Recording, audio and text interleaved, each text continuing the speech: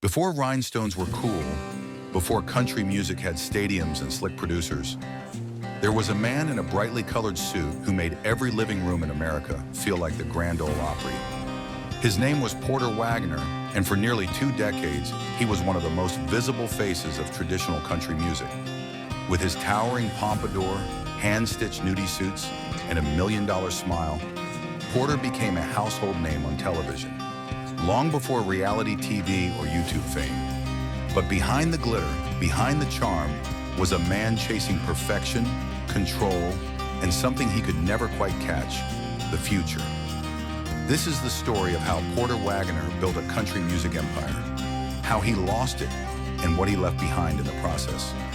Born in the tiny Ozark town of West Plains, Missouri in 1927, Porter Wayne Wagoner grew up poor.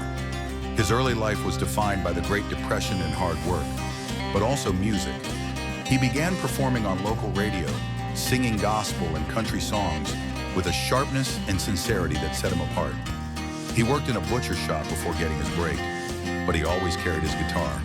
He played on a department store loudspeaker and got noticed by a local radio station.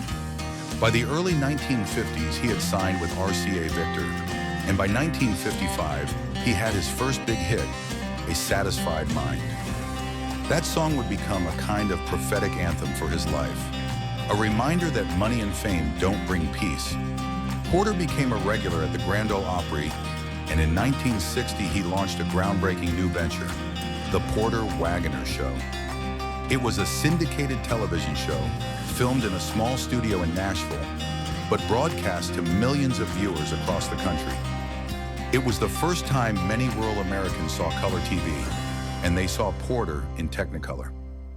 The Porter Wagoner Show ran for 21 years, longer than any other country music show at the time. With his cheerful demeanor, corny jokes, and signature fashion, Porter quickly became a TV icon. He mixed gospel performances with heartfelt ballads, comic sketches, and interviews. He wasn't just a singer, he was a producer, host, and storyteller.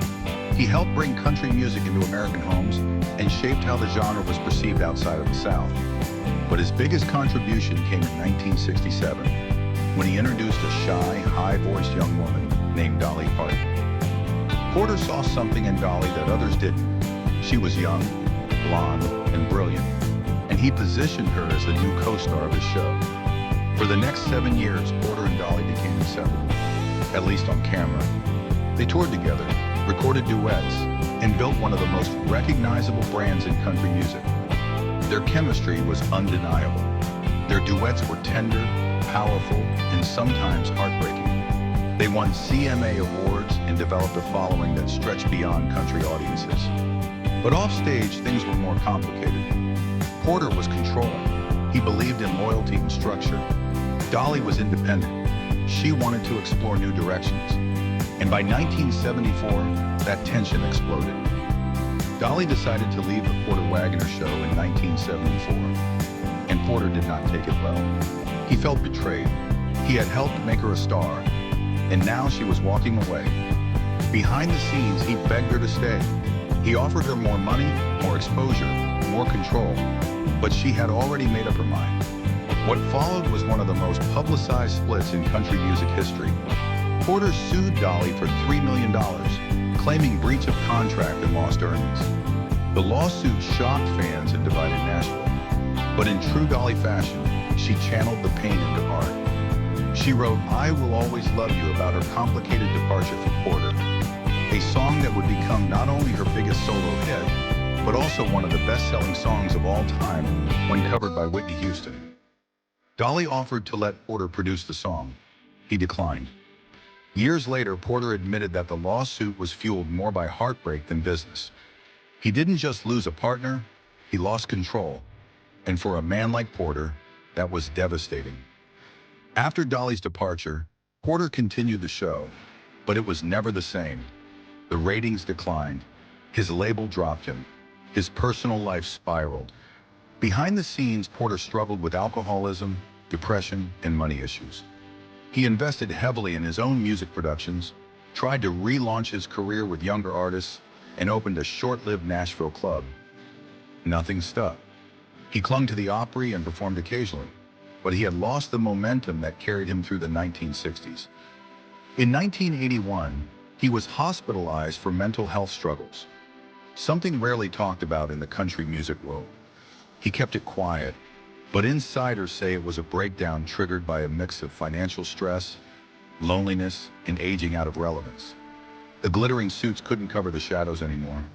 But here's where the story shifts. Porter didn't vanish. He didn't fade completely. In the late 1980s and early 90s, a wave of country nostalgia brought him back into the spotlight. He began collaborating with artists like George Jones, Alan Jackson, and Marty Stewart, younger singers who grew up watching him on TV. He appeared at tribute shows, award ceremonies, and began to rebuild his reputation. He was invited back to the Opry full-time. His legacy was cemented. And remarkably, he and Dolly reconciled. In the early 2000s, they recorded together again. Dolly even inducted him into the Country Music Hall of Fame in 2002. It was emotional. It was full circle. He may have sued her, but she forgave him. He was a complicated man, Dolly said, but he loved country music more than anything. He also mentored younger artists behind the scenes and gave interviews reflecting on his mistakes. His voice grew quieter, but his presence remained strong. Porter Wagoner died in 2007 from lung cancer. In his final years, he performed regularly at the Grand Ole Opry and even recorded a powerful gospel album called Wagon Master, produced by Marty Stewart. The album was a final testament to his faith, his pain, and his enduring voice. When he passed, the country music world paused. They didn't just mourn a singer, they mourned a symbol of a time when country music was direct, emotional, and sparkling in rhinestones. Porter Wagoner was a star, but more than that, he was a builder. He gave a platform to legends. He embraced performance when others mocked it. He wore glitter in a world of grit. And even in his darkest hour, he never stopped believing in country music. So the next time you hear Dolly sing, "I Will Always Love You," remember, behind that song is a man in a rhinestone suit, standing backstage, realizing she no longer needed him, but that she would always love him anyway. And maybe that's what real legacy sounds like. Thanks for watching today's video. If you liked it, don't forget to hit the thumbs up and subscribe button. Be sure to leave a comment. Who should we make new video about?